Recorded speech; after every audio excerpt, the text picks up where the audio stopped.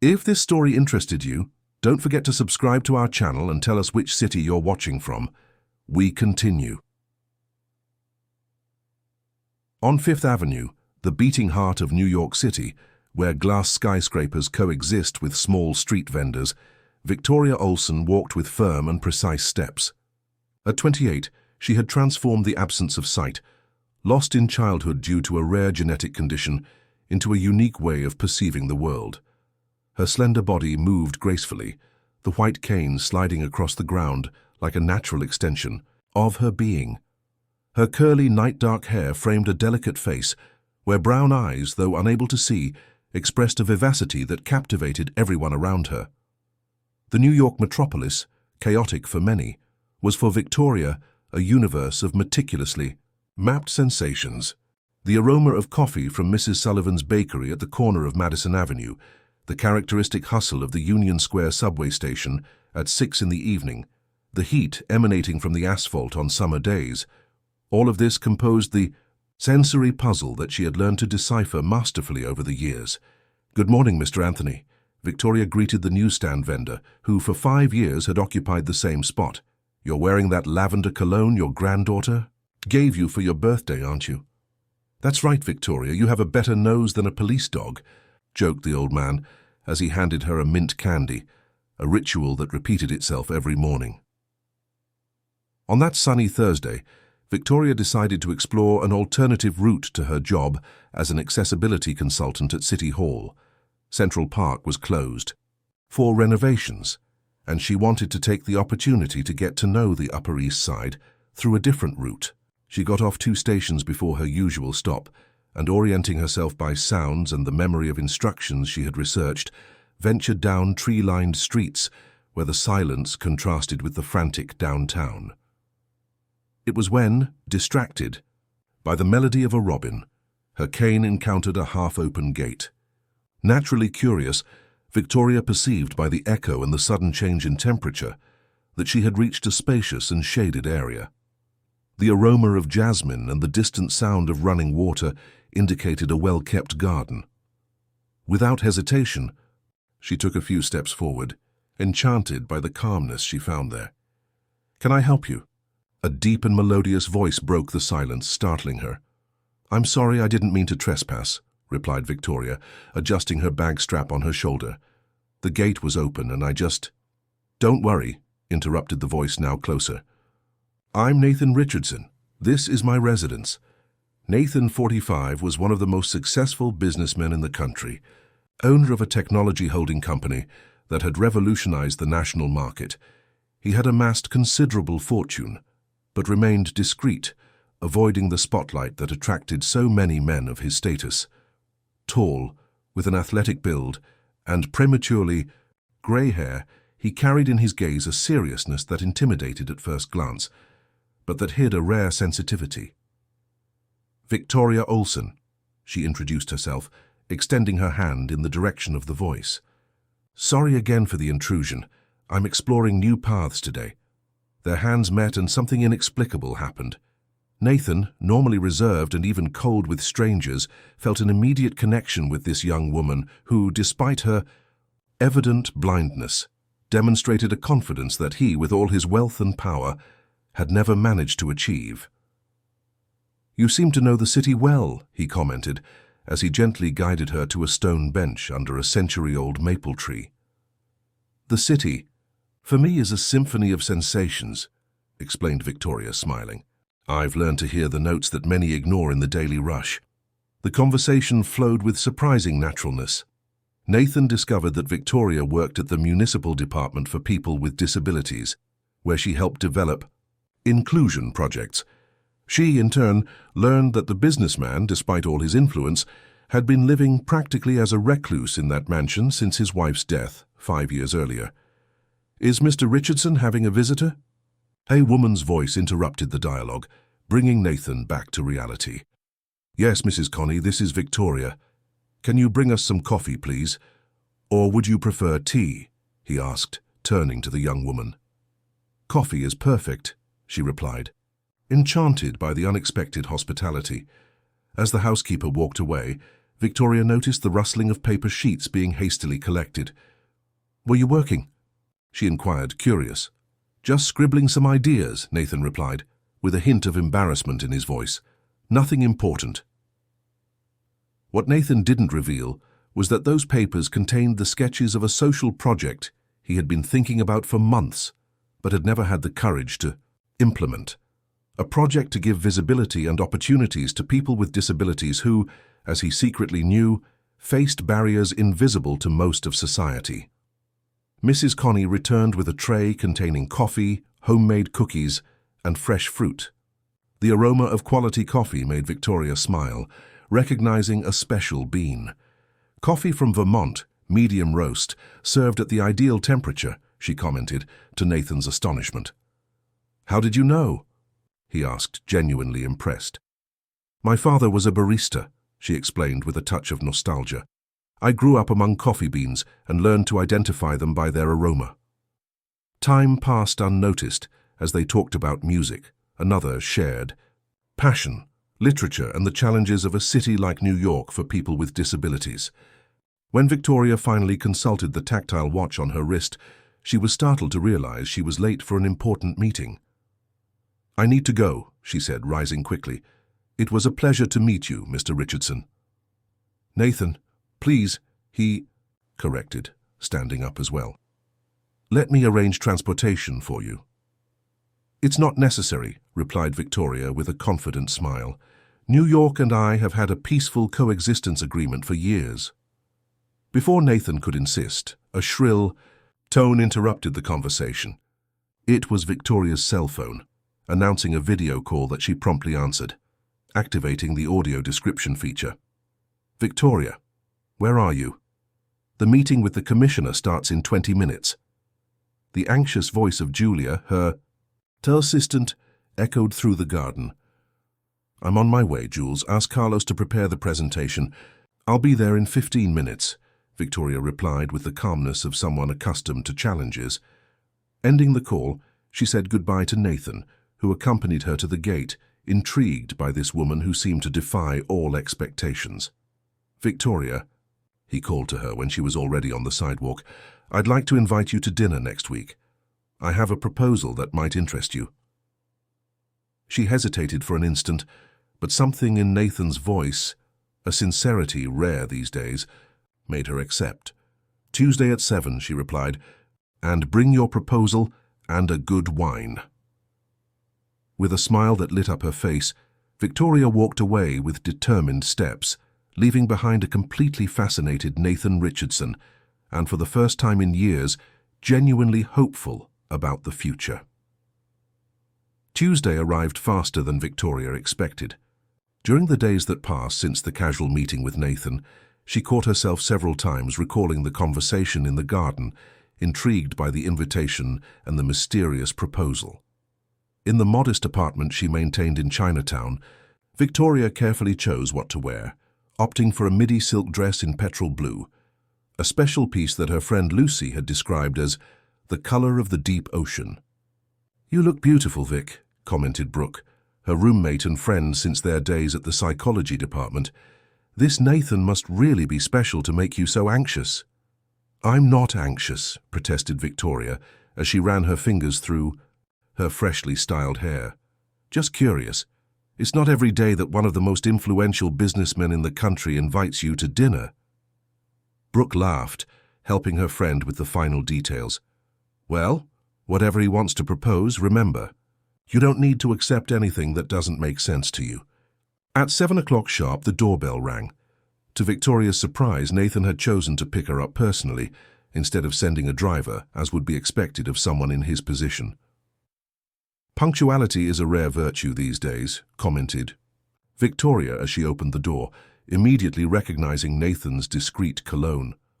"As is sincerity," he replied, handing her a small bouquet of lilies, which he knew were her favorite flowers, information he had discreetly researched after their first meeting. The restaurant chosen by Nathan was located at the top of one of the most exclusive buildings in the city.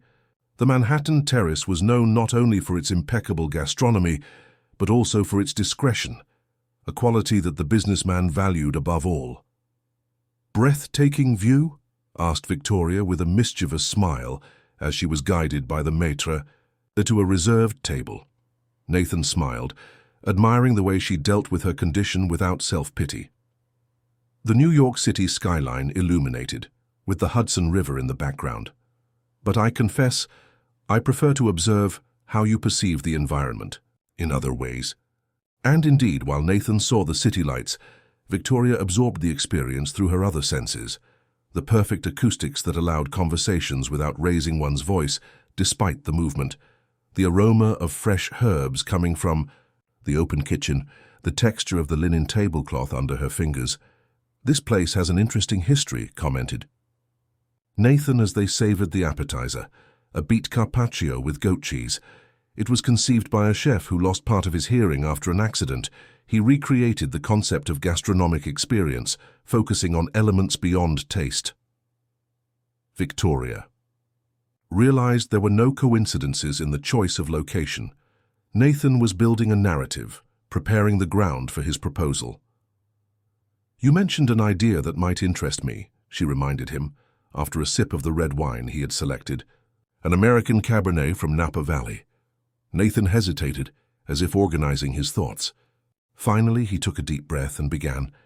5 years ago, when I lost my wife, Eliza, I promised myself I would do something meaningful in her memory.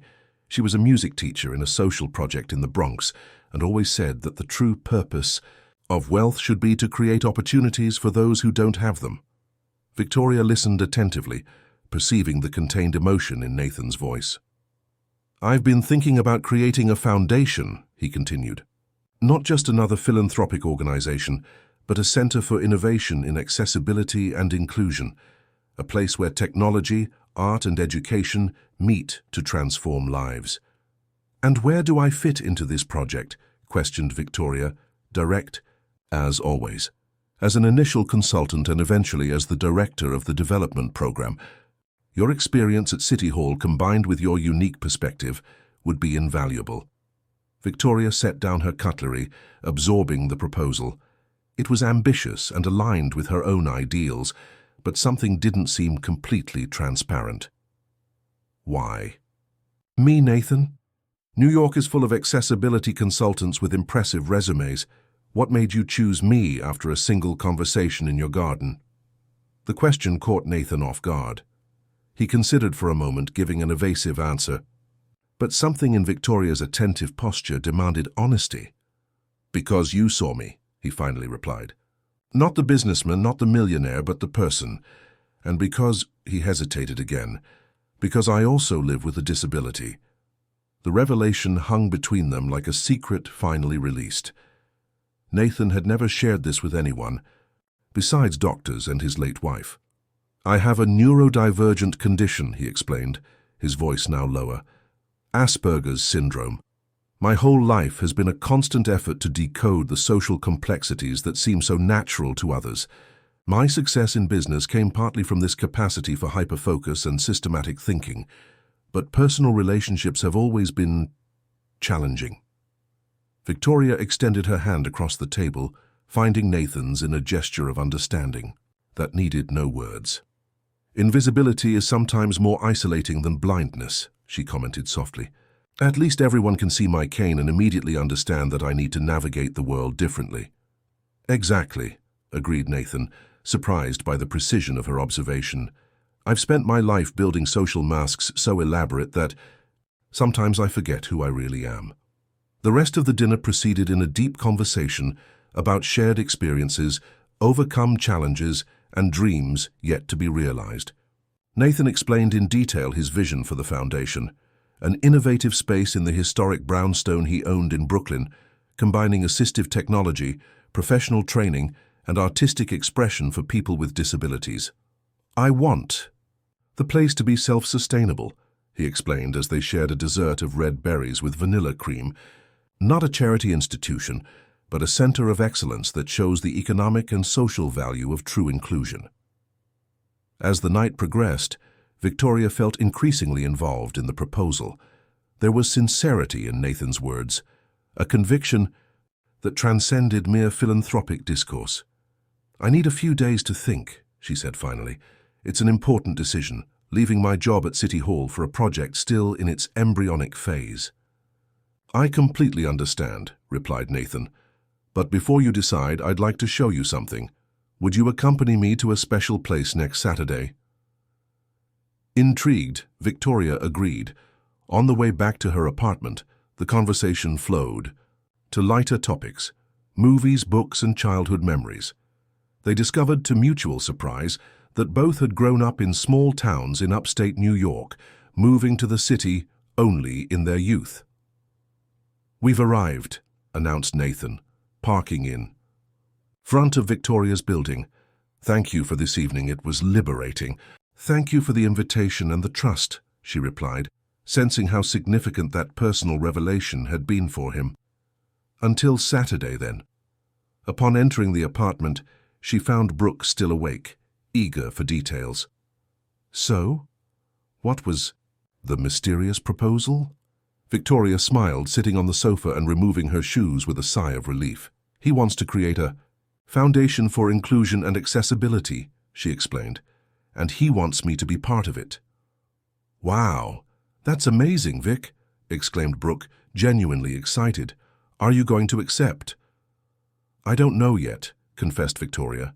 "There's something more to this story, Brooke, something that tells me this meeting wasn't mere chance." That night, as she tried to fall asleep, Victoria recalled every detail of the conversation. What intrigued her most wasn't the proposal itself, but the vulnerability that Nathan had demonstrated in revealing his condition.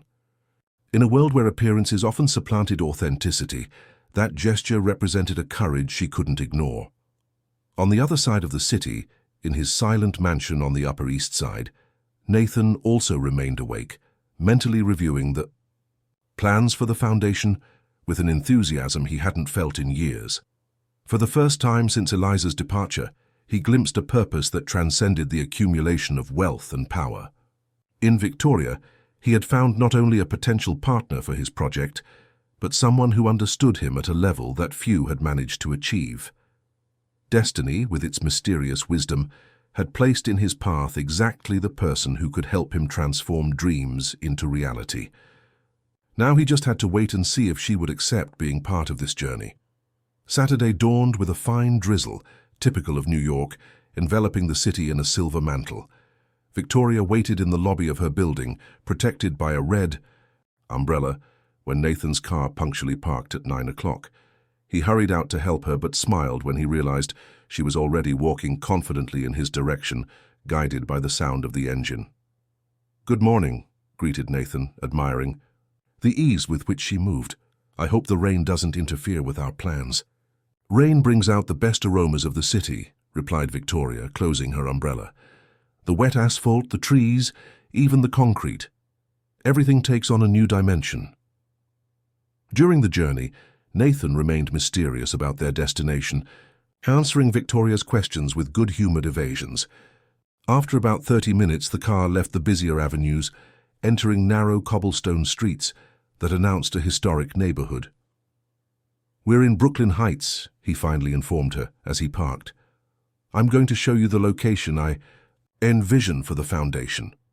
They walked for a few meters until they stopped in front of an imposing brownstone from the early 20th century, with traces of Victorian architecture that had marked the occupation of the neighborhood. The sound of their steps echoed on the wooden floor as they entered the empty space with tall windows that, despite the cloudy day, ensured generous lighting.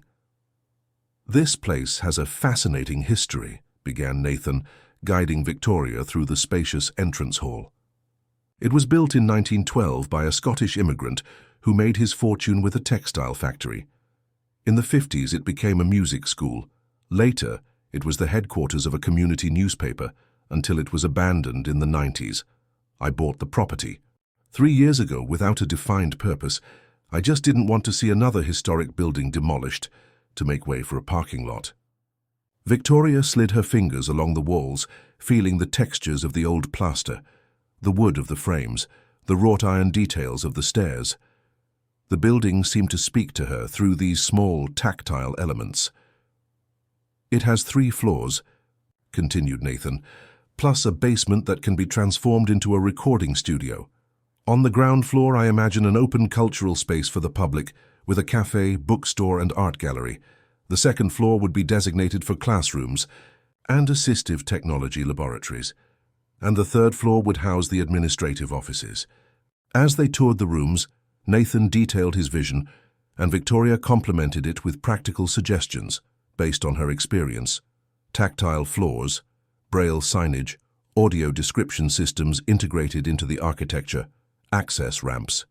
This place has impressive acoustics, she observed, when they reached a circular hall that, according to Nathan, had been the old auditorium of the music school. To demonstrate, Victoria began to softly hum a melody, testing how the sound reverberated. Off the walls, Nathan stopped, completely absorbed. Victoria's voice, clear and in tune, filled the environment in an almost magical way. When she finished, there was a moment of reverent silence. "You never mentioned that you sang," he commented, genuinely impressed. "It's just a hobby," she replied, with an uncommon shyness in her normally assertive personality. "My mother was a choral singing teacher. I grew up surrounded by sheet music and rehearsals." "Your voice is extraordinary," affirmed Nathan, an idea beginning to form in his mind. "Have you ever thought about doing something professional with that talent?" Victoria smiled, shaking her head. "Life had other plans for me. My energy has always been focused on conquering professional space in a world that isn't always prepared for people like me." They continued the exploration, finally reaching a large veranda at the back of the building, where an abandoned garden waited for care to be reborn. The rain had given a respite, and the aroma of wet earth mingled with that of wildflowers growing spontaneously. "This will be the heart of the project," said Nathan, his voice laden with emotion. "A sensory garden with aromatic plants, diverse textures, sound sources, a space of healing and reconnection for all the senses." They sat on a stone bench partially protected by an old wisteria, whose twisted branches formed a natural cover. Nathan took a thermos of coffee and 2 cups from his backpack, serving carefully. "So," he began after a moment of silent contemplation, "what do you think? Can you visualize the potential?" "More than that," replied Victoria, holding the cup between her hands to absorb its warmth. "I can feel it. This place has soul, Nathan, and your project has genuine purpose. I accept being part of it." Nathan's face lit up with a smile that, although Victoria couldn't see, was perceptible in his voice when he replied, "You have no idea how much this means to me." They spent the following hours discussing practical aspects, the legal structure of the foundation, initial funding sources. The team needed to take the first steps. Nathan had already advanced much work, including preliminary conversations with architects specialized in historic restoration and accessibility. "I want to make the official announcement in 6 weeks, he explained, with a press conference followed by a benefit event right here to present the space to society. 6 weeks is very little time, pondered Victoria, always practical. The building will need basic adaptations before receiving visitors. I have the right teams for that, assured Nathan. Besides, I want the public to see the transformation process, not just the final result. This will be part of the narrative, a historic space that reinvents itself to be truly inclusive. As they returned to the car, Nathan mentioned something he had saved for the end of the visit. There's another dimension of this project that we haven't discussed yet. In the official announcement, I intend to publicly reveal my condition. Victoria stopped, surprised by the statement. Are you sure? You've kept this private for so long. Exactly because of that, he replied, determination evident in his voice. For years, I believed that my neurodivergence was something to be hidden, a vulnerability that could be exploited in the ruthless corporate world where I built my career.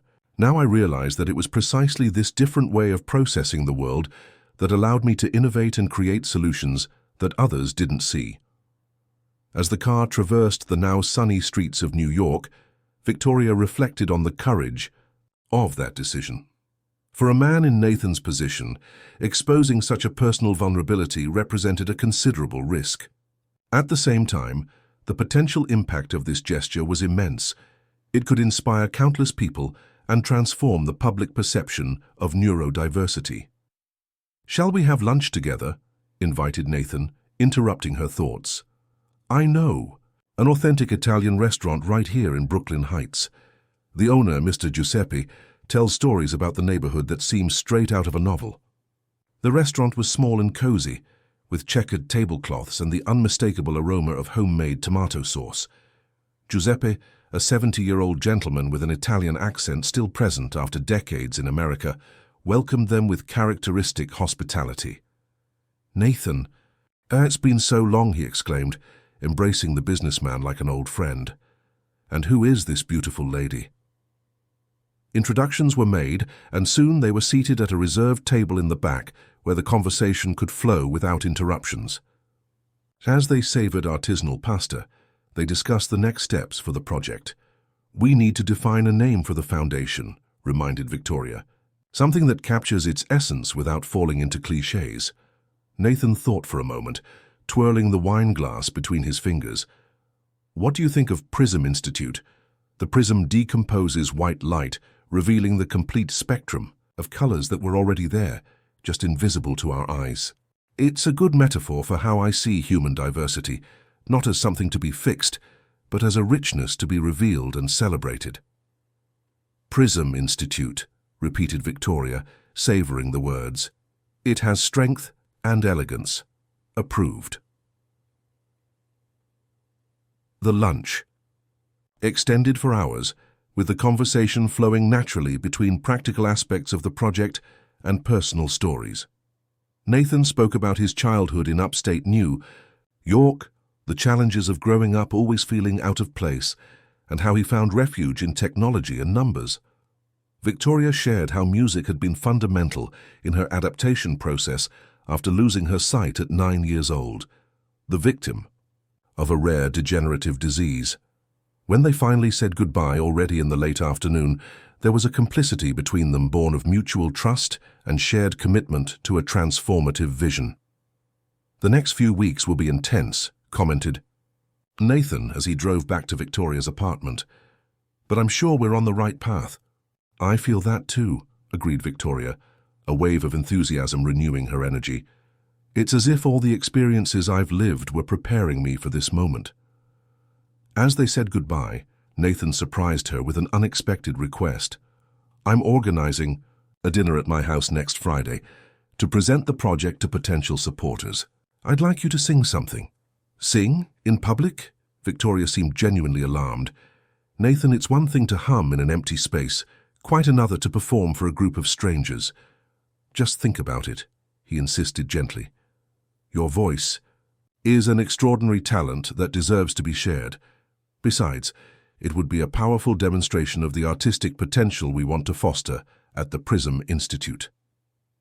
As she climbed the steps to her apartment, Victoria felt a mixture of excitement and apprehension. The coming weeks promised to be transformative, not only for the nascent Prism Institute, but for her own life, which seemed to be taking a completely new and unexpected direction. Victoria nervously ran her fingers over the emerald green silk dress that Brooke had helped her choose for the dinner at Nathan's mansion. There were only 2 hours left until the event, and she was still internally debating whether she would have the courage to sing in front of the guests. "You're going to be amazing," assured Brooke, adjusting the pearl necklace on her friend's neck. "That song you used to sing in college, remember? The one that made everyone cry at the poetry reading?" "Dawn," murmured Victoria, a nostalgic smile softening her tense expression. "I haven't sung that song in years." "It's perfect for the occasion," insisted Brooke. "It talks about new beginnings, about finding light even in the darkest moments. Exactly what this Prism Institute represents, isn't it?" At the other end of the city, Nathan Richardson personally supervised the final preparations for the dinner. The mansion on the Upper East Side, normally a place of seclusion, had been transformed to receive 20 carefully selected people: influential entrepreneurs, renowned artists, opinion makers, and accessibility experts. The garden where he had met Victoria was now decorated with delicate lights hanging between the trees, creating an intimate and welcoming atmosphere. Mr. Richardson, "The chef has just arrived with the team," informed Mrs. Connie. "And the pianist is setting up the equipment in the music room." Nathan nodded, checking the guest list on his tablet one more time. Each person present that night represented an important piece in the puzzle he was building. He needed them, their resources, influence, and support, but the success of the dinner depended mainly on Victoria. Her personal testimony, and he hoped her musical presentation, would be the emotional heart of the event. As if invoked by his thoughts, the intercom announced her arrival. Nathan went personally to receive her at the entrance, impressed by her elegance and the serenity she emanated, despite the nervousness she had confessed by phone hours earlier. "You look stunning," he commented, leading her by the arm through the entrance hall. "And you're tense," she replied with a smile, noticing the rigidity in his arm. "Take a deep breath, Nathan. Tonight will be a success." Victoria's sharp intuition constantly surprised him. She seemed able to read his emotions with a precision that no one else could, not even people who had known him for years. "I'll introduce you to the guests as they arrive," he explained, leading her to the garden. "But first, I'd like you to meet someone very special." They approached an elegant grey-haired lady, sitting at one of the tables arranged in the garden. "Victoria, this is Helen Matthews, my mother," introduced Nathan. "Mom, this is Victoria Olson, the extraordinary woman I told you about." "It's a pleasure to finally meet you, dear," said Helen, taking Victoria's hands in hers. "Nathan can't stop talking about you and this wonderful project." "The pleasure is all mine, Mrs. Matthews," replied Victoria, immediately captivated by the lady's warm voice. "Your son is a man of rare vision, and with a heart bigger than he himself believes he has," added Helen, "with the deep knowledge that only a mother possesses. Since he was little, Nathan saw patterns and possibilities that escaped others. I remember him taking apart clocks at 5 years old, fascinated by the precision of the gears. The world has always been a complex puzzle for him to decipher." The conversation was interrupted by the arrival of the first guests.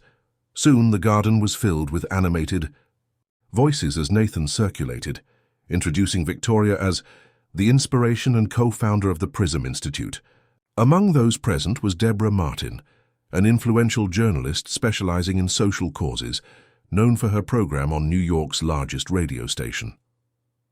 "I'm fascinated with the concept of the Institute," she commented, as they savored canapés prepared by the starred chef that Nathan had hired. "The multidisciplinary approach, combining technology and art, is truly innovative. The innovation is in recognizing that true inclusion isn't adapting diverse people to a standardized world, but redesigning the world to embrace human diversity in all its richness," explained Victoria, eloquently articulating the philosophy that she and Nathan had refined over the past few weeks. As the night progressed, Victoria perceived the impact her words were causing. Guests, who arrived skeptical, expecting just another superficial philanthropic project, began to show genuine interest. Nathan's skillful networking, combined with Victoria's authenticity and technical knowledge, formed an irresistible duo.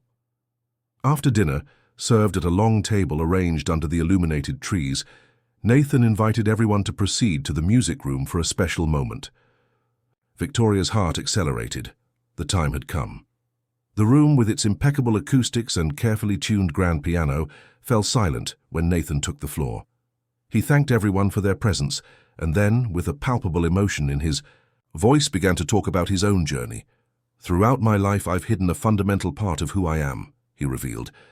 "I grew up and built my career dealing with autism spectrum disorder, specifically with what was formerly called Asperger's syndrome. For many, this may seem surprising. After all, I created the image of a confident and socially skilled businessman. But that image came at an enormous cost: years of therapy, of meticulous study of social behavior, of carefully constructed masks to navigate a world that doesn't always understand neurodivergent minds." An absolute silence took over the room. Some guests exchanged surprised looks, while others nodded in recognition, as if confirming never verbalized suspicions.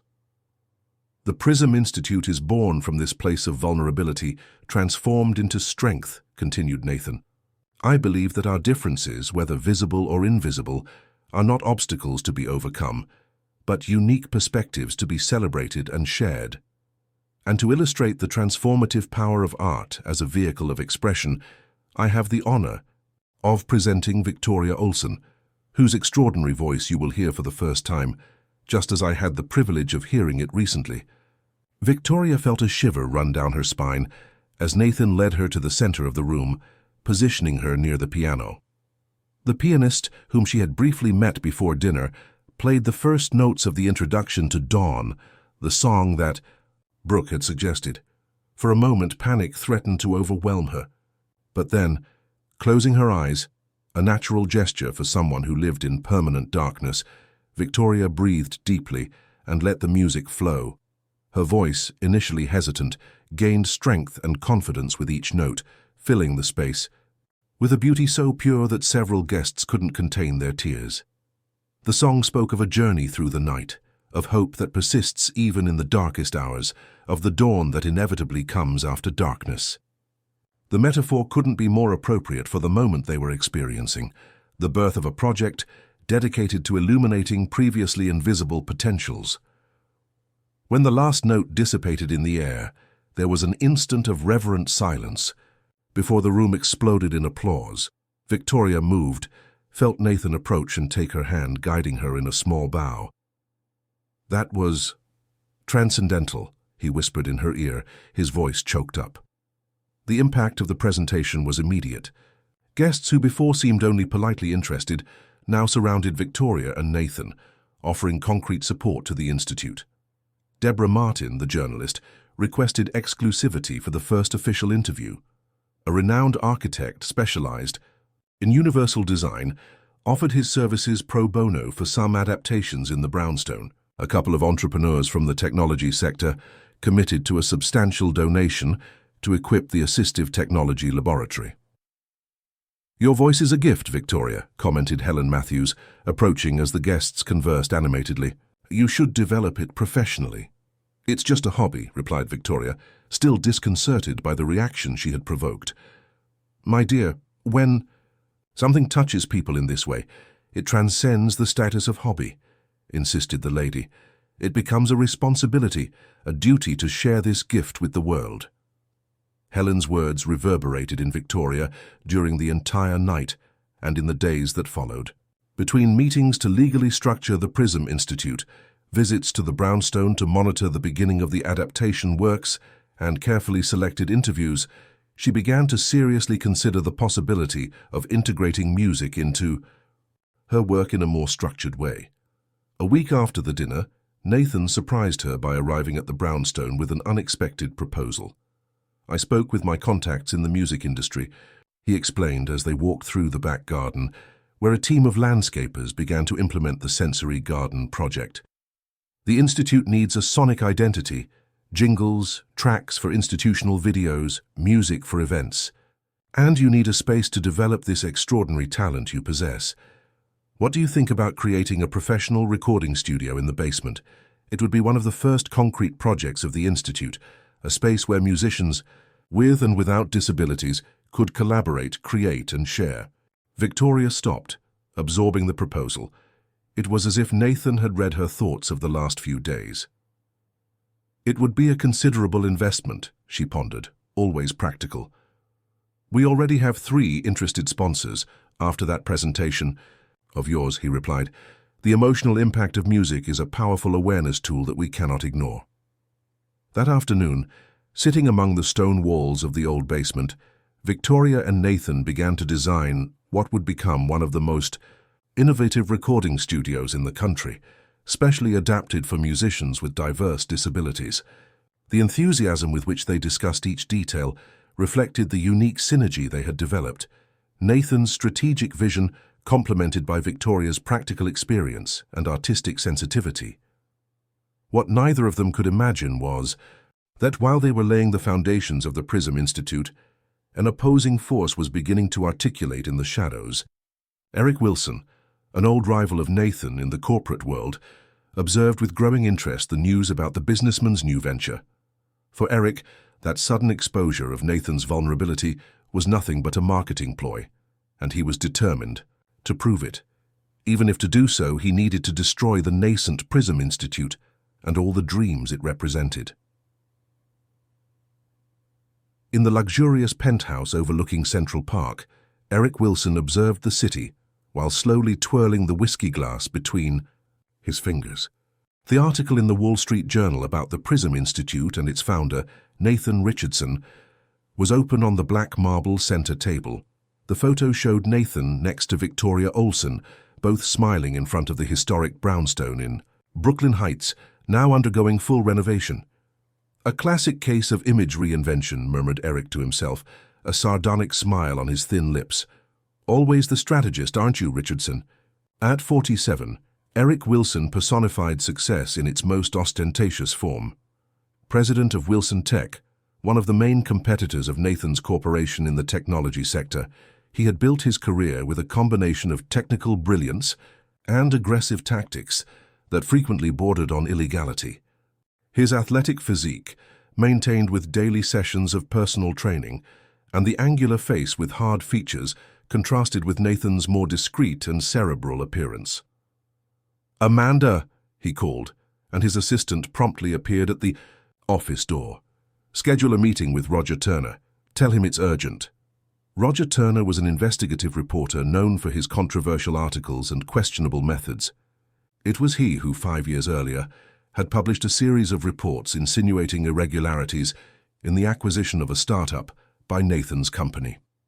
Accusations that, although never proven, caused significant damage to the businessman's reputation during a period already fragile due to his wife's death. What few knew was that Eric had been the anonymous source behind that information, carefully manipulated to appear compromising.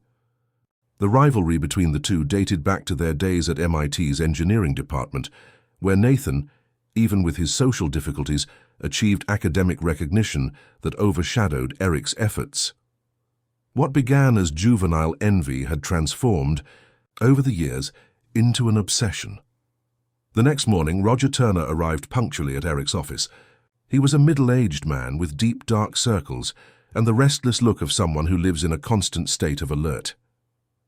"Eric, it's been a while," he greeted, settling into the leather armchair in front of the imposing desk. "Should I assume you have something juicy for me? Always straight to the point, aren't you, Roger?" Eric smiled, pushing an envelope in his direction. "Let's say I've been observing with interest the new philanthropic project of our friend Richardson." The journalist opened the envelope, finding news clippings, interview transcripts, and some photographs of the Prism Institute brownstone at different stages of renovation. "I don't see anything compromising here," he commented, leafing through the material. "Not yet," replied Eric, leaning forward. "But don't you find it interesting how suddenly Nathan Richardson decides to reveal to the world his autism diagnosis just when he launches an inclusion institute? A bit convenient, don't you think?" Roger shrugged. "Social marketing is a new black, Eric. All billionaires have their foundations these days." "And what if I told you that I have reasons to believe that this diagnosis is fabricated?" suggested Eric, lowering his voice as if sharing a precious secret. "Think about it. A businessman facing reputation problems after that series of reports of yours, needing to reinvent his public image. What could be more perfect than appropriating a trending social cause?" The journalist seemed more interested. "Would you have a way to prove this?"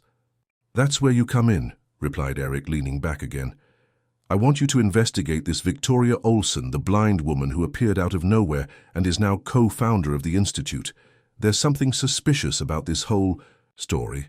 Maybe she's not even really blind."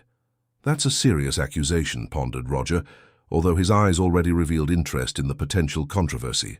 "I would need concrete evidence." "And you'll have it," assured Eric. "I've hired a private investigator to look into her past. Meanwhile, I want you to start planting some subtle doubts in your blog. Nothing accusatory yet, just questioning." The meeting continued for another hour, with Eric detailing his strategy to gradually discredit the Prism Institute and its founders. When Roger left carrying a second envelope, this one containing a generous amount of money, Eric felt the familiar wave of adrenaline that always accompanied his schemes. "This time, Richardson," he murmured to himself, returning to the window to contemplate the city. You've fallen into your own trap. Meanwhile, in the Brooklyn Heights brownstone, the atmosphere couldn't be more different. The renovation was advancing at an accelerated pace, and what was once an abandoned space was beginning to come to life. Teams of workers specialized in heritage restoration worked side by side with accessibility consultants, creating an environment that honored both the building's history and its new inclusive mission. Victoria walked through the basement, now transformed into a modern recording studio, accompanied by Michael Santana, a renowned music producer who had agreed to supervise the project. "The acoustic treatment is perfect," he commented, clapping his hands to test the reverberation of the environment. "And the equipment is state-of-the-art. But the most impressive are these adaptations. I've never seen such an accessible studio." Victoria smiled, proud. Every detail had been thought out to allow musicians with different disabilities to work with autonomy. Consoles with braille markings and tactile feedback for blind people, visual alert systems for deaf people, ample spaces for wheelchair users, adapted composition software for people with reduced mobility. The idea is that any person, regardless of their characteristics, can create music here, she explained. Art shouldn't have barriers. Since the night of the dinner, when she had sung in public for the first time in many years, Victoria felt increasingly connected to her musical identity. She had begun to work on her own compositions, taking advantage of free moments to experiment with the new studio equipment. Nathan, noticing her enthusiasm, had insisted that she develop an EP as the inaugural project of the studio, a collection of songs that would capture the essence of the Prism Institute. "Victoria, you won't believe it," Nathan's excited voice interrupted her thoughts. He entered the studio hurriedly, his accelerated breathing indicating he had run up the stairs. "PBS wants to make a documentary about the creation process of the Institute. They would stay with us for 2 months, following everything until the official inauguration."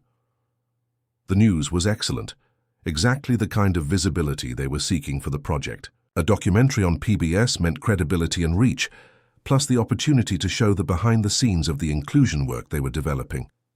"That's wonderful, Nathan," she replied, genuinely excited. "When would the filming start?" "Next week. I've already talked with the architects and the construction team," everyone agreed. "It will be a great opportunity to document this transformation." While they discussed the details of the documentary, Brooke arrived at the studio. As a psychologist specializing in inclusion, she had been invited by Victoria to join the Institute's team, responsible for the educational programs. "Sorry to interrupt," she said, her habitually cheerful tone replaced by an unusual seriousness. "But I think you need to see this." She extended the tablet she was carrying. On the screen, Roger Turner's blog displayed an article titled "Prism Institute, Genuine Philanthropy or Marketing Strategy?"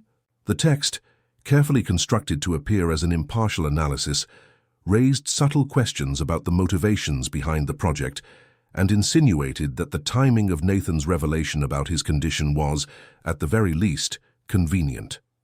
"This is absurd," protested Nathan, his face pale as he read.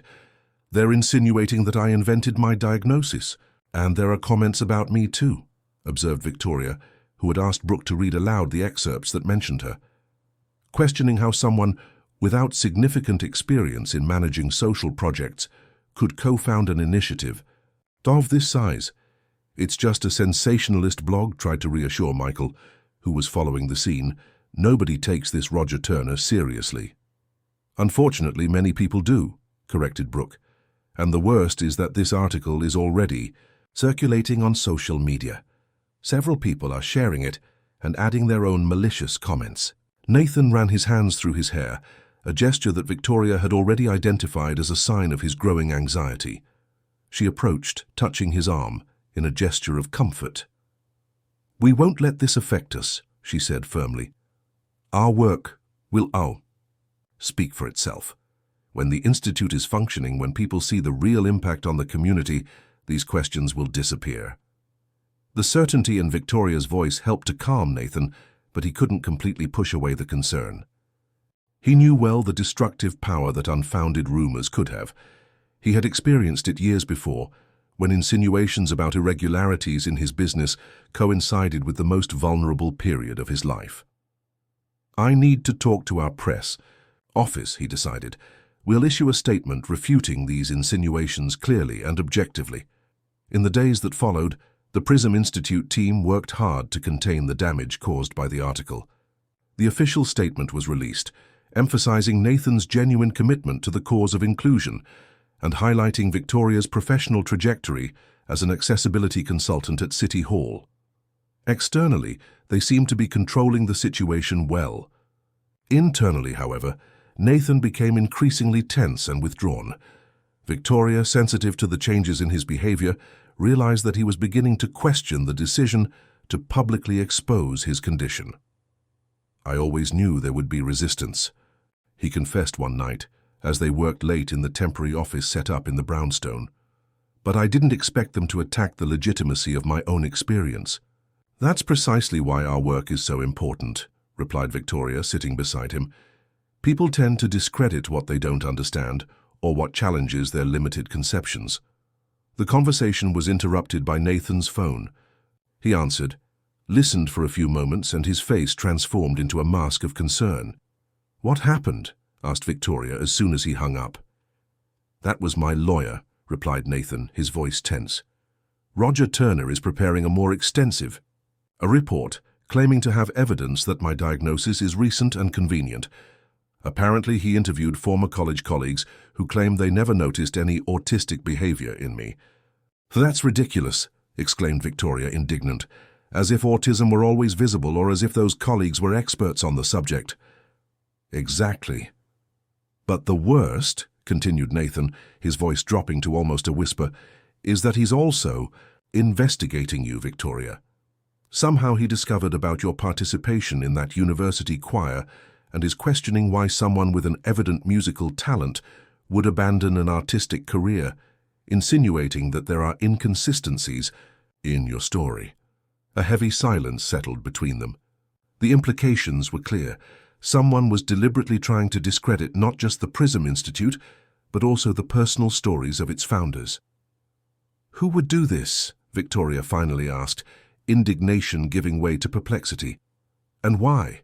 Nathan took a deep breath, a name immediately surfacing in his mind.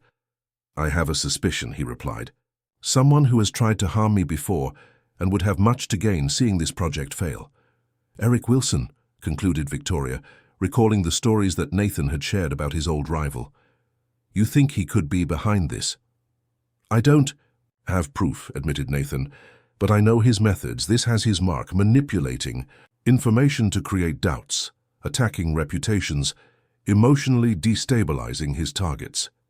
The discovery of the possible origin of the attacks didn't alleviate the situation, but at least offered direction. If Eric Wilson was, in fact, orchestrating a campaign against the Prism Institute, they would need to be strategic in their response. "We won't back down," decided Victoria, determination evident in her voice. "If he wants war, we'll give him transparency. Let's invite this Roger Turner to visit the Institute, show the work in progress, introduce him to the people who are being impacted. Let's transform his attack into an opportunity for dialogue." Nathan looked at her with admiration. Where he saw threats, Victoria saw possibilities. It was exactly this balance between their different perspectives that made their partnership so powerful. "You're right," he agreed, feeling part of the tension dissipate. "We have nothing to hide, and the more open we are, the less power these malicious insinuations will have." That night, as Victoria returned to her apartment, a certainty grew in her heart. Whatever Eric Wilson's motivation, he had gravely underestimated the resilience of the founders of the Prism Institute and the strength of the purpose that united them. The path ahead would be challenging, but she was prepared to face it, not with anger or fear, but with the same serene determination that had guided her throughout her life. The PBS film crew had finished another day of shooting at the Prism Institute brownstone. Despite attempts to discredit the project, the documentary was advancing, capturing moments of genuine social impact. Young musicians with disabilities experimenting with the adapted studio, architects discussing innovative accessibility solutions, volunteers learning sign language and audio description. Victoria remained in the sensory garden after everyone left. The space, now almost completed, had become her refuge. Raised beds allowed people in wheelchairs or of short stature to touch and feel the aromatic plants. Braille signs identified each species. A system of fountains created soundscapes that helped with spatial orientation. It was a place that spoke to the senses in multiple ways, exactly as she and Nathan had imagined. "I thought I'd find you here," said Brooke, approaching with soft steps on the stone path. "You always come here when you need to think." "It's the only place where I can organize my thoughts lately," confessed Victoria, indicating the bench beside her. "That journalist's articles are getting increasingly aggressive." Roger Turner's most recent publication had definitely crossed the line between questioning and defamation. Using anonymous sources, the reporter insinuated that Nathan had manipulated his ASD diagnosis for his own benefit, and that the Prism Institute was just a facade to recover his public image after previous scandals. As for Victoria, the article suggested that she had been strategically selected to give credibility to the project, questioning her technical competence and even the authenticity of her musical talent. "Nathan talked with the lawyers today," continued Brooke. "They recommended suing Turner for defamation." Victoria shook her head. "A lawsuit would only give more visibility to the accusations. We need a different approach." At that moment, her phone rang. It was Deborah Martin, the journalist they had met at the Institute's presentation dinner, and who since then had become an important ally. "Victoria, I got the information you asked for," said Deborah without preamble. "Eric Wilson really is behind the attacks. My contact at Turner's office confirmed that they have been meeting regularly and that Wilson is paying well for each negative article." "We suspected as much," replied Victoria, "but it's good to have confirmation. Thank you, Deborah." "There's more," continued the journalist. "Wilson is organizing an assistive technology event next weekend. He announced a $1 million investment in startups in the area, positioning himself as the new champion of the cause. The strategy was clear.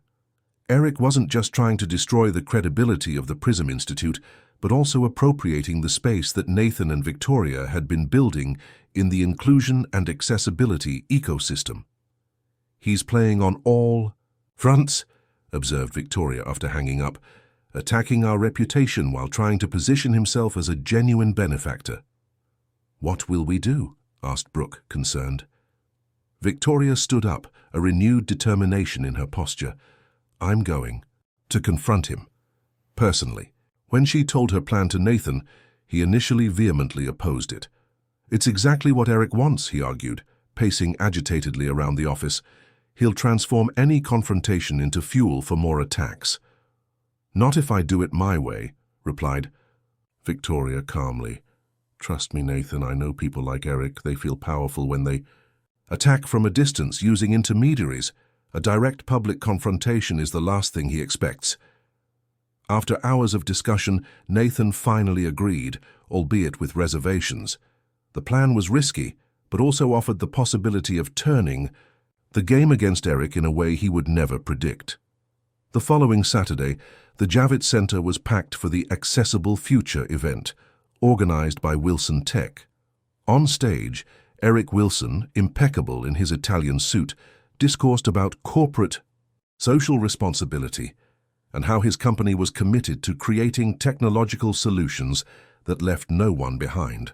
Among the audience, strategically positioned in the first row, Victoria waited for the right moment with Brooke at her side discreetly describing the scene. The contrast between Eric's grandiose words and the petty actions he had orchestrated against the Prism Institute caused Victoria a deep indignation, but she kept it under control, channeling that energy for what she was about to do. When the time came for questions from the audience, Victoria was the first to raise her hand.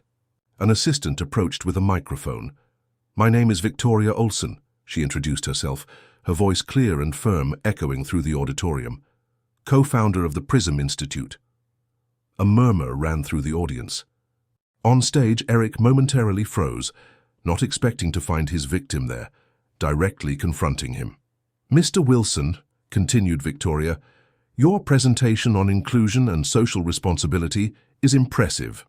However, how do you reconcile that discourse with the financing of a defamatory campaign against an initiative that shares exactly the same objectives that you just defended?" The silence that followed was absolute. Journalists present immediately began to record the scene.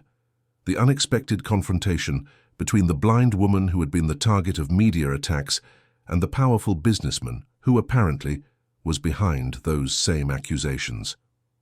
Eric recovered quickly, forcing a smile that didn't reach his eyes. "Miss Olson, I don't know what you're talking about. I don't have any campaign against your institution. I have concrete evidence of your regular meetings with journalist Roger Turner, who published deliberately false information about the PRISM Institute and its founders," replied Victoria, maintaining her composure. "And more importantly, I have with me today people whose lives have been transformed by the work we are doing, the same work that you try to discredit while presenting yourself as a defender of the same cause." At her signal, a group of people stood up in the audience. Musicians from the Institute's studio, participants in the assistive technology workshops, volunteers from the training program. Among them was Michael Santana, the music producer who supervised the studio. "Have you ever been to the PRISM Institute, Mr. Wilson?" asked Victoria. "Have you ever talked with the people we benefit? Have you seen the work we do?" Eric hesitated, clearly uncomfortable with the situation. The journalist's cameras continued to record every expression, every word.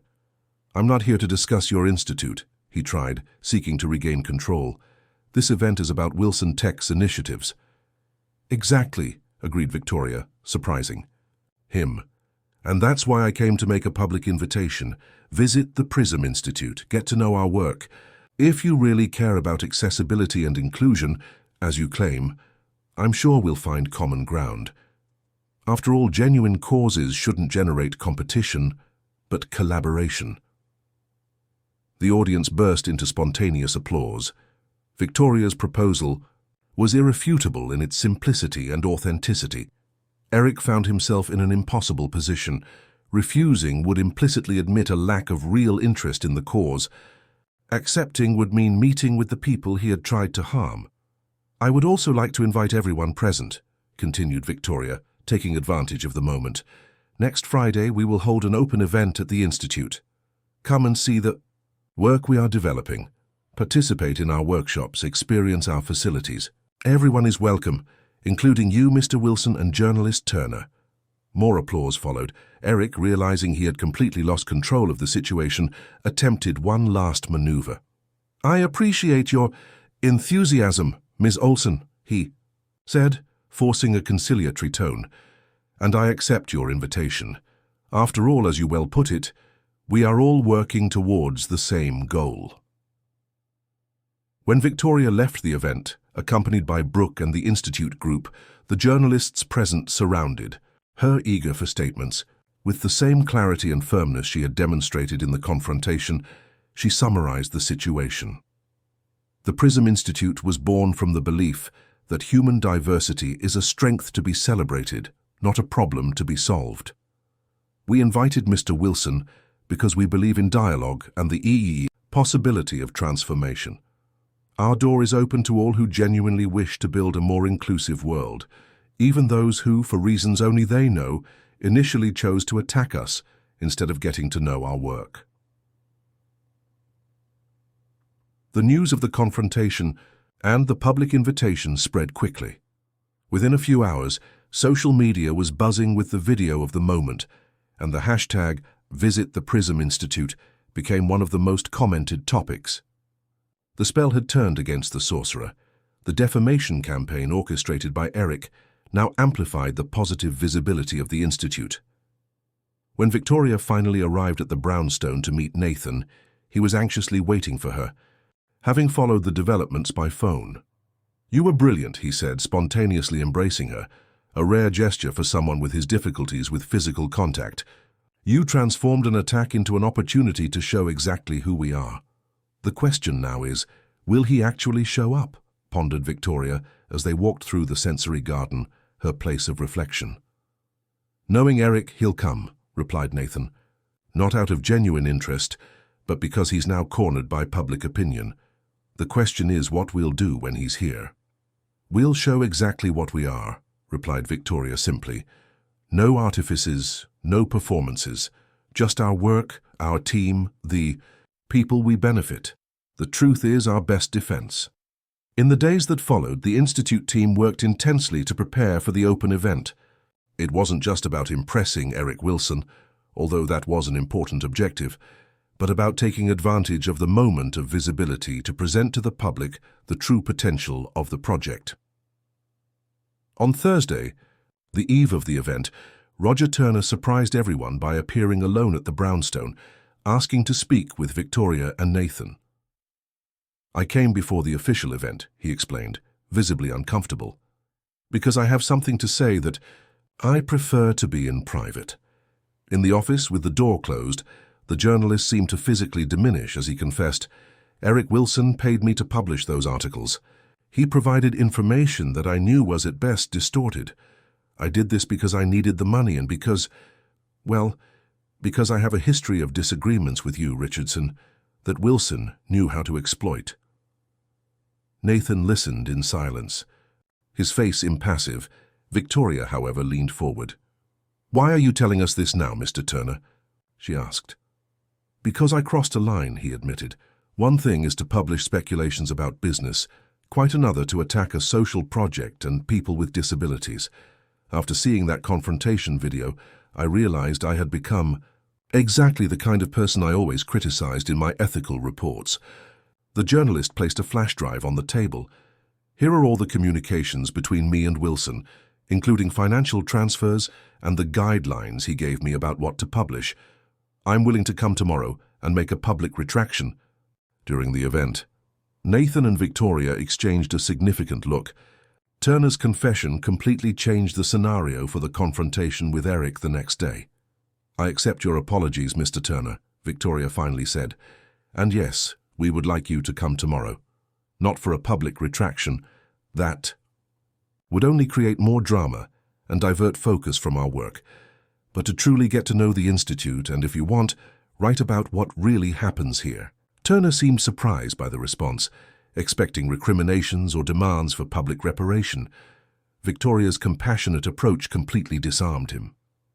As for Eric Wilson, added Nathan, speaking for the first time, let me handle him. When the journalist left, Nathan turned to Victoria, a determined expression on his face.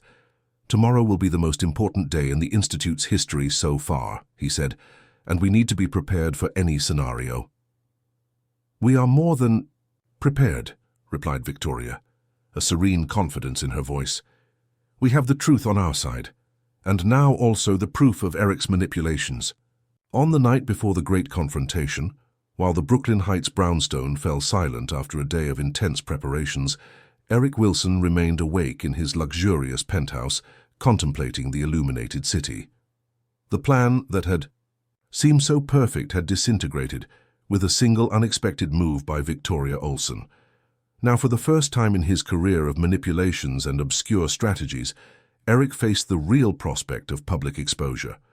What he didn't know, as he rehearsed arguments and counter-arguments for the next day, was that the confrontation would take a turn that neither he nor Nathan nor even Victoria could predict.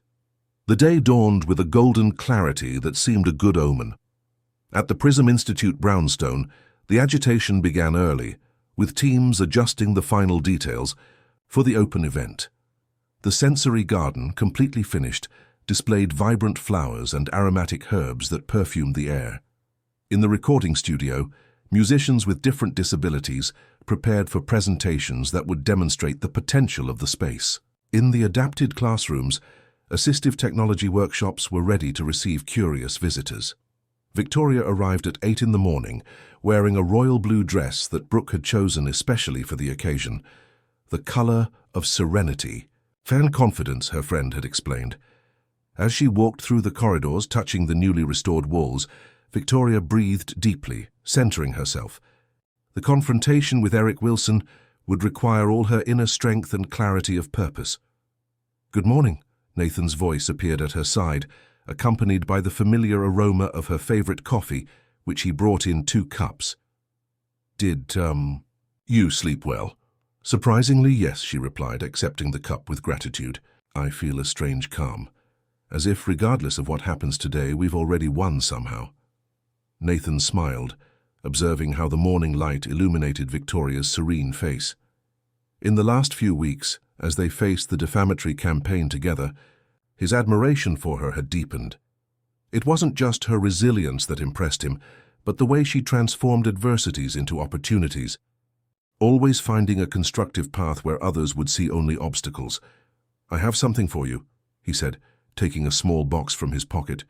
"A gift of thanks for everything you've done for the Institute, and for me." Victoria carefully opened the box, her sensitive fingers finding a delicate pendant in the shape of a prism, suspended on a silver chain. "It's a crystal prism," explained Nathan. "When light passes through it, it decomposes into all the colors of the rainbow." It seemed appropriate. "It's perfect," she replied, genuinely touched by the symbolism of the gift. "Can you help me put it on?" As Nathan closed the clasp of the chain on her neck, Victoria felt a wave of emotion that she couldn't immediately name. In the months since their casual encounter in the mansion garden, something profound had transformed between them, a connection that transcended professional partnership, based on mutual understanding and genuine respect. The moment was interrupted by the arrival of Mrs. Connie, Nathan's housekeeper, who now worked part-time at the Institute. "The first guests are already arriving," she announced, "and that journalist Turner is at the entrance." Nathan and Victoria exchanged a significant look before heading to the main hall. As promised, Roger Turner had showed up, appearing considerably less confident than in his usual television appearances. "Welcome to the Prism Institute, Mr. Turner," greeted Victoria, extending her hand. "I'm glad you came to see our work." The journalist accepted the greeting with visible discomfort. "Thank you for the invitation, Ms. Olson. As we discussed yesterday, I'm here to see with my own eyes what you are accomplishing." "Michael Santana will accompany you," explained Nathan, indicating the music producer who was approaching. "He knows every detail of the project and can answer your technical questions." While Turner was being led to see the facilities, more visitors began to arrive, representatives from social organizations, potential sponsors, curious people attracted by the repercussion of the confrontation at Eric's event, and, to Victoria's satisfaction, several people with diverse disabilities who had seen the news and wanted to visit the space. Around 10 o'clock, when the brownstone was already full, the buzz at the entrance announced Eric Wilson's arrival. He was accompanied by 2 advisors and by a woman whom Brooke discreetly identified to Victoria as being Caroline Wilson, his wife, a renowned neurologist specializing in neurodevelopmental disorders. "Welcome, Eric," greeted Nathan, stepping forward with a tranquility that surprised even Victoria. "And Dr. Caroline, it's an honor to have you with us. Your work with neurodivergent children is admirable." Eric seemed tense, his eyes quickly assessing the crowded environment and the PBS cameras that were documenting everything for the future. Documentary. Clearly he hadn't expected an event of that magnitude. "Thank you for the invitation," he replied dryly. "We're curious to learn about the work you're developing here." "Victoria will be your guide," said Nathan, indicating her. "No one knows this project better than she does." The suggestion caught Eric off guard. He clearly expected to directly confront Nathan, not be led by the woman who had publicly challenged him days before. Caroline, on the other hand, seemed genuinely interested, stepping forward to greet Victoria. "Your challenge at my husband's event was courageous," she commented in a low voice, "and necessary." The sincerity in the doctor's voice surprised Victoria, who immediately perceived an unexpected potential ally. The tour of the Institute began with the sensory garden, where a group of blind children participated in a workshop on recognizing plants through touch and smell. Victoria passionately explained each detail of the project, from the technical considerations of accessibility to the philosophical principles that guided the work. Eric maintained silence, only observing with an indecipherable expression. Caroline, on the other hand, asked pertinent questions and demonstrated genuine interest, especially when they visited the wing dedicated to technologies for people with autism spectrum disorders. This alternative communication system was developed specifically for nonverbal individuals, explained Victoria, presenting a prototype app created by the Institute's technology team. It combines visual symbols with tactile and sound feedback, respecting different forms of sensory processing. Impressive, commented Caroline, examining the device. I work with patients who could benefit enormously from this. They were our inspiration, intervened Nathan, who had joined the group. When I began to idealize the Institute, I thought of the children and adults who, like me, process the world differently. The difference is that I had resources and support to develop compensatory strategies. Many don't have that opportunity.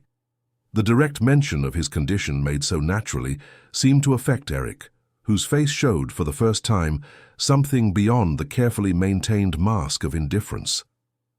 The highlight of the tour was the recording studio, where a diverse group of musicians, including a blind pianist, a deaf drummer who felt the vibrations through the specially designed floor, and a composer with cerebral palsy who used eye-tracking technology to operate equipment, was preparing for a presentation. This studio is the beating heart of the Institute, explained Victoria. Here, music becomes a universal language that transcends physical or neurological limitations. You also sing, don't you? Asked Caroline. I saw a video of your presentation at the launch event. It was extraordinary. Victoria smiled, instinctively touching the prism pendant on her neck. Music has always been part of my life. I lost my sight, but music remained, perhaps even more intense, more present. We would like to hear you, said Caroline, looking significantly at her husband. Wouldn't we, Eric? Cornered by his wife's request, Eric nodded rigidly. The tension was palpable as Victoria walked to the center of the studio, where a microphone was positioned. Nathan gave a signal to the musicians, who began a soft introduction. The song Victoria had chosen was one of her own compositions, created during the difficult weeks when they faced the media attacks. Titled Transparency, it spoke about hidden truths that eventually find the light, about masks that fall apart when exposed to the heat of authenticity. Her voice, crystalline and laden with contained emotion, filled the studio, capturing the attention of all present. When the last note dissipated, there was a moment of reverent silence before spontaneous applause erupted. Caroline was discreetly wiping away a tear, and even Eric seemed touched, his usual cynical expression replaced by something more vulnerable, more human. That was extraordinary, he finally said, his voice stripped of its usual condescending tone. You really believe in what you're doing here? Every word, every gesture, every project, confirmed Victoria. This institute isn't a marketing strategy or an attempt at image rehabilitation. It's a genuine purpose, born from lived experiences and the desire to transform these experiences into opportunities for others. Eric looked at Nathan, and something silent seemed to pass between the two men, a recognition perhaps of long-denied truths. We need to talk, Eric finally said. In private. Nathan nodded, leading him to his office while Victoria remained with Caroline, showing her other aspects of the project. The neurologist, increasingly involved, shared valuable ideas and suggestions, revealing a deep knowledge and genuine passion for the cause of inclusion. My husband wasn't always like this, she confided at a certain point when they were alone in the garden. There was a time when he really cared, when he wanted to make a difference, but the corporate world can be ruthless, and Eric, let's say he lost his way at some point along the road. People can find their way again, replied Victoria softly. I believe that deeply. In the office, a difficult conversation was unfolding between the old rivals. Nathan had placed on the table the flash drive delivered by Turner, containing all the evidence of Eric's manipulations. You have enough to destroy me, admitted Eric after a long silence. My reputation, my company, my marriage, Everything is at risk if this becomes public. I'm not interested in destroying you, Eric, replied Nathan calmly. I never was. Our rivalry was always more your construction than mine. Why? Asked Eric, the frustration evident in his voice. Why don't you hate me after everything I did? Those articles about irregularities in your business, I was the one who orchestrated them. I knew you were vulnerable after Eliza's departure, and I used that against you. And now I try to do the same with this institute. Nathan looked out the window, observing the garden where Victoria was talking with Caroline. Because I learned the hard way that hate consumes the hater more than the hated. I lost my wife, faced fabricated scandals, spent years isolated in my own pain. What would I gain by hating you? Eric seemed genuinely perplexed by the response. So what do you want? I want you to stop, replied Nathan simply. Not just the attacks on the Institute, but this whole meaningless personal war. And more, importantly, I want you to truly look at what we're building here and ask yourself, wouldn't it be more valuable to contribute to something meaningful than to try to destroy it? A long silence followed, during which Eric seemed to wage an internal battle. Finally, with a deep sigh, he spoke. You're right, and the truth is that I envy you, Nathan. I always have. Not just your success or your intelligence, but your integrity. Even with all your social difficulties, you always knew who you were, always maintained your principles. I lost myself along the way. The unexpected confession surprised Nathan, who carefully observed the man before him, no longer the relentless rival, but someone deeply conflicted, struggling with his own shadows. It's never too late to rediscover your purpose, Nathan finally said. I believe you have much to contribute, Eric. Your vision for assistive technologies, for example. If it were genuine, it could transform lives. Why compete when we can collaborate? The conversation was interrupted by a knock on the door. It was Caroline, accompanied by Victoria. We need to go, she said to her husband, but before that I'd like to make an announcement. Returning to the main hall where guests continued to explore the Institute's facilities, Caroline asked for everyone's attention. By her side, Eric seemed nervous, but didn't try to stop her. As a neurologist specializing in neurodiversity, I was deeply impressed with the work developed here, she began. And as director of the Wilson Neurological Research Foundation, I have the pleasure of announcing an official partnership with the PRISM Institute. A surprised murmur ran through the room. Victoria, next to Nathan, felt him briefly tense before relaxing. This partnership, continued Caroline, will include funding for joint research, development of assistive technologies, and educational programs for health professionals. We believe that by joining forces, we can create a much greater impact than working separately. The applause that followed was enthusiastic. Eric, initially rigid, gradually seemed to absorb the positive energy of the moment. When eyes turned to him, expecting his words, he took a deep breath before speaking. I would also like to publicly apologize for recent misunderstandings. The work of the PRISM Institute is legitimate and necessary, and I made a mistake in questioning that. I am committed to this partnership and eager to contribute positively from now on. The words, though clearly rehearsed and still loaded, with a certain defensive formality, represented a significant first step. Nathan and Victoria exchanged a complicit look. It wasn't a victory in the conventional sense, but an opportunity for transformation that would benefit everyone. The rest of the event proceeded in an atmosphere of celebration and possibilities. The PBS film crew captured moments of genuine human connection, children exploring the sensory garden, musicians collaborating in the studio, visitors experimenting with innovative technologies that made the world more accessible. In the late afternoon, when the last guests were leaving, Victoria found herself again in the garden, her usual refuge. The aroma of herbs and flowers intensified with the setting sun, creating a sensory experience that always helped her organize her thoughts. It was an extraordinary day, commented Nathan, joining her.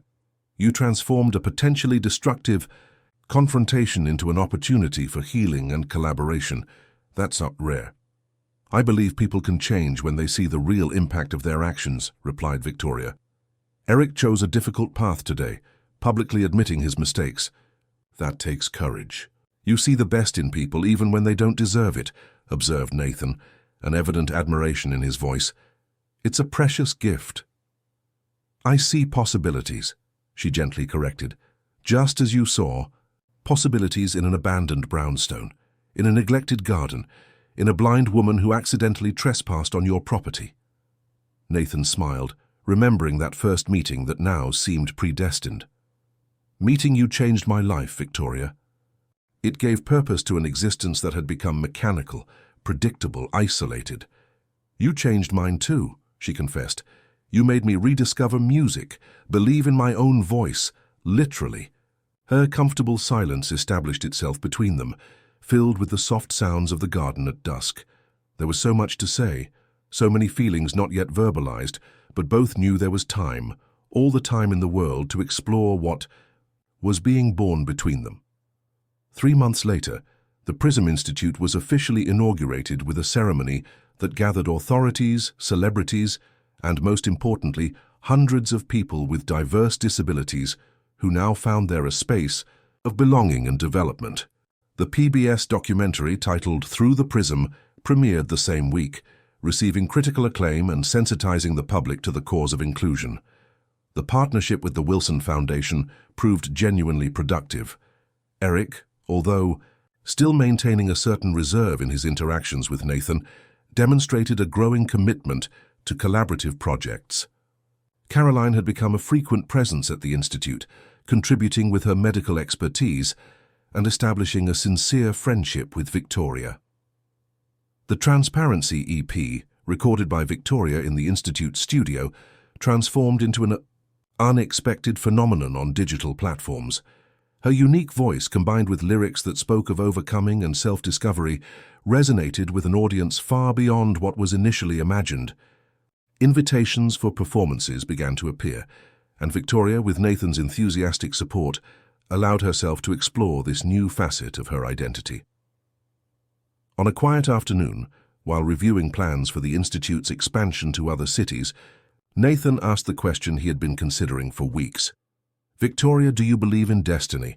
She smiled, touching the prism pendant she rarely took off her neck. "I believe in possibilities that reveal themselves when we're open to seeing them." "Why?" "Because I'm increasingly convinced that that half-open gate, on that morning when you trespassed in my garden, was the universe conspiring in our favor," he replied. "As if our entire previous history, your struggles, my losses, our individual discoveries, was preparation for what we're building together now." "Not just the Institute," concluded Victoria softly, completing the unspoken thought. "Not just the Institute," confirmed Nathan, taking her hand in his. The future opened before them like a prism, multifaceted, brilliant, full of possibilities, not yet explored. United by a shared purpose and by a bond that transcended conventional definitions, Victoria and Nathan had found, in each other, not just journey partners, but guiding lights in a world that frequently underestimated the extraordinary potential of human diversity. The Prism Institute, born from a casual encounter and strengthened through adversities, would remain as a living testimony that the greatest transformations